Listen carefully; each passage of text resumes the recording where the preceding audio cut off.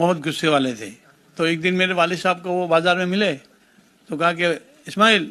تو کہ جی صاحب. ہوں کیوں, کیا کہتے ہیں آپ؟ تو کہا کہ آپ کے بچے کو ایک لفظ انگریزی نہیں آتا ہے.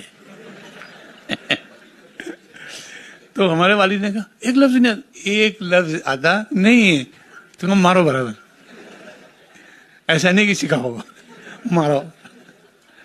اب دوسرے دن فارسی اول کا زمانہ تھا, وہ ایک تو فارسی نہیں آئے اور پھر انگریزی سیکھنے کی. تو آئے ماسٹر صاحب, آدھی ٹوپی ایسے ڈال دی ٹیبل پر, رندیرا اسٹینڈ اپ.